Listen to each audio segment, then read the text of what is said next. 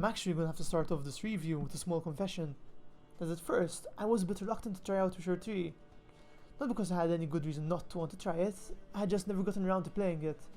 However, eventually I gave it a shot, and I've got to admit it truly deserved all the hype it had. I think by now you've got quite a good idea of what I thought about the game. I've got to admit, I feel it's almost a work of art, and it really deserved each award it earned and more. However, just like any other game, it had a few flaws, and I'd like to discuss these later in this review. So what makes this game so great? Is it the graphics, the story, the characters, the gameplay? And I actually can't answer this in a very straightforward way, because even though I'd rate them all very highly, there seems to be something else which binds it together, which I think was the developers' pure work on the series. Like, I understand that profits nowadays are important for all companies, it's after all what keeps them going, so you can't blame them to be interested in it. However, for The Witcher 3, I felt that the developers had put a lot of heart into it, and they truly cared about giving an incredible experience to their player base. For example, I was always impressed how tiny choices that you make during the quests or dialogue could still have an effect and play a part in future stories, future side quests, future characters you meet. And it really showed an incredible attention to detail, and that the developers didn't leave any rock unturned or take anything for granted. It really makes you feel as if you're in a world that is constantly changing by your choices or even just by your presence in the game, that you have a huge influence. It truly impressed me how in this game the majority of the characters weren't just either purely bad or good, black or white, but they were extremely fleshed out and had a three-dimensional feel to them, as the majority of them occupied a sort of grey area and they had very human traits. And again, each one was extremely distinct and unique. It made you feel like you're speaking to real characters, real people, people with their own flaws and personality. And again, there were no two characters that felt the same, even in the side quests. However, there was one shortcoming I felt, and that was with the villains in this game, because they were quite a letdown, especially compared to the side characters, and they didn't seem to have much of a reason behind the way they acted, and at times felt like they were just bad for the sake of being the bad villain of the game. I really couldn't see or understand their point of view or put myself in their shoes. Speaking of variety, the side quests truly offered a lot. I was often impressed how in a game with over 300 quests, the developers managed to keep each one unique and distinct, and most very plot heavy. I had actually reached a point where I did my best not to miss out on any of these quests. I had grown to expect such great story and characters from them that I didn't want to miss out on any. The level of intrigue and the emotional roller coaster they could take you on was almost artistically done, and I've never played a game that had such flawless storytelling and creativity. I don't think there was a quest which simply asks you to kill 5 mobs of a certain type, something which is commonly found in MMOs nowadays, a grind so to speak. However, speaking of quests, their skill in drawing me into the story had its downside sometimes.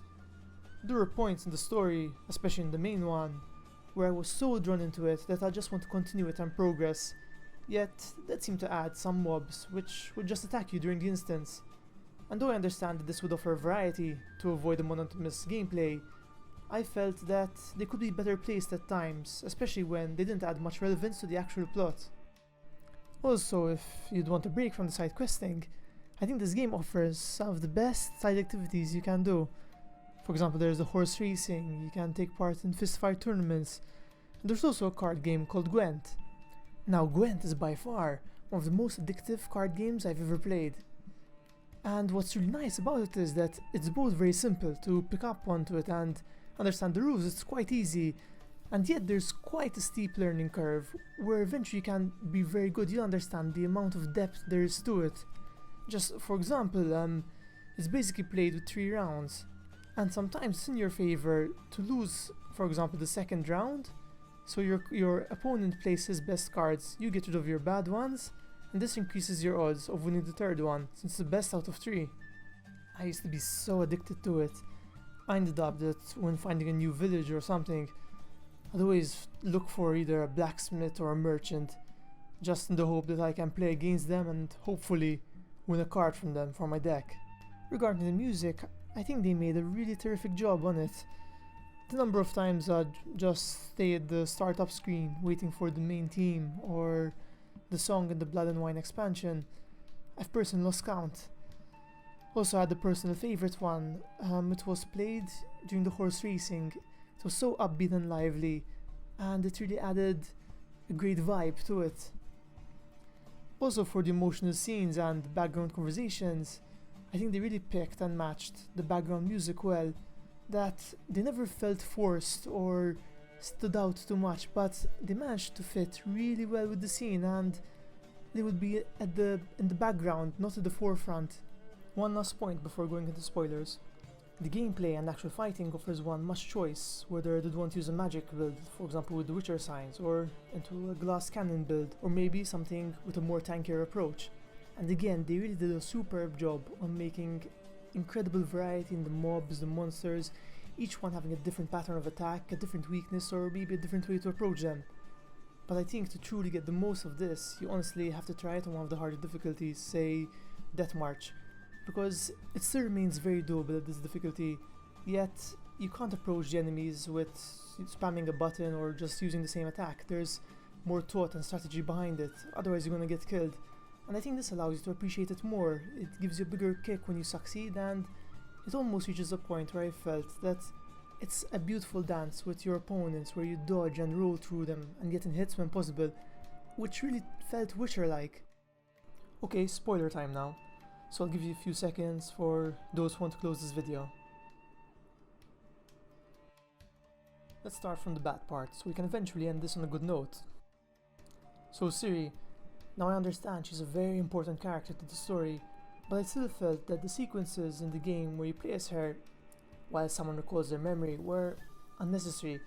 I'd have much rather had a verbal account or a visual display. Now this could be partially due because I didn't like her fighting ability, and I'd often end up dreading these moments in the game.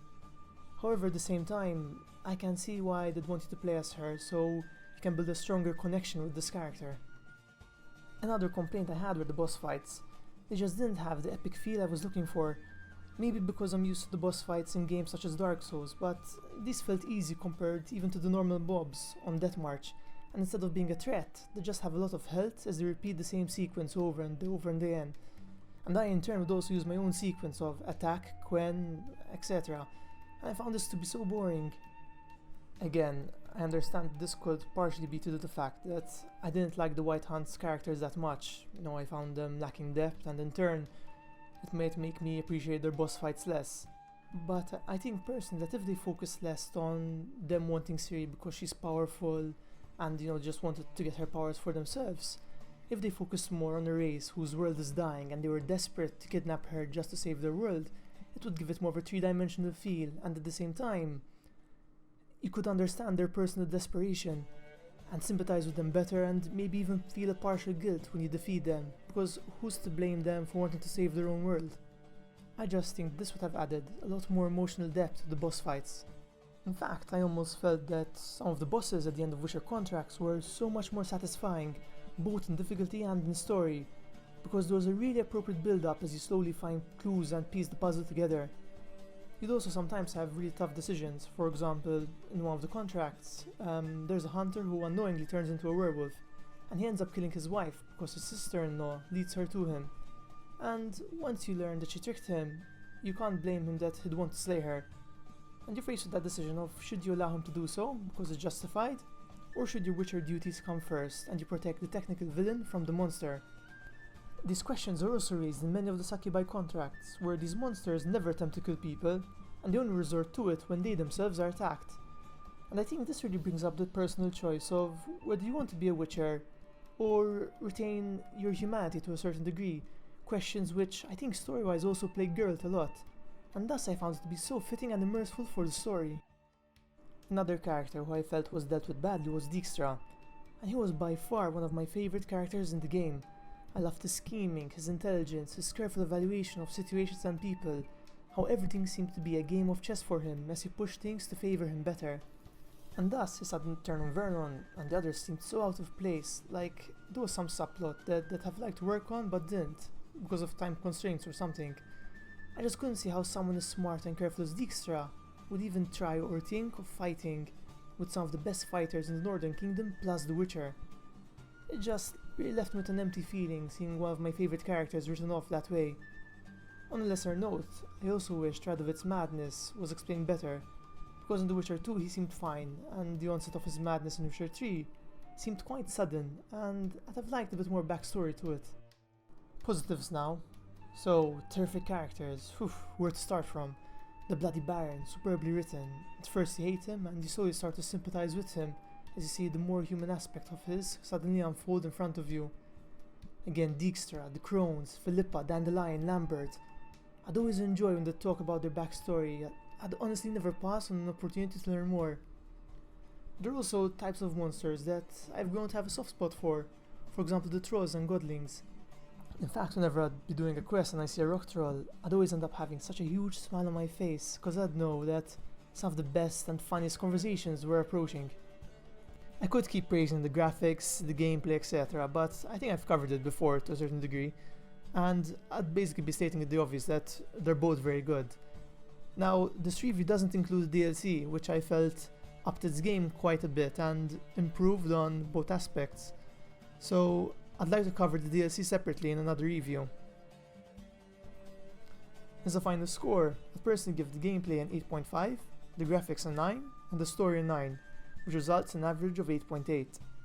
I honestly think that the game's main flaws were the boring boss fights and that the villains lacked depth. They lacked personality, and I wish we could sympathize with them more and understand them better. I hope you enjoyed this review as much as I enjoyed making it. As always, feel free to subscribe and leave a like. If you've got any tips or advice, just drop a comment below. Thanks as always.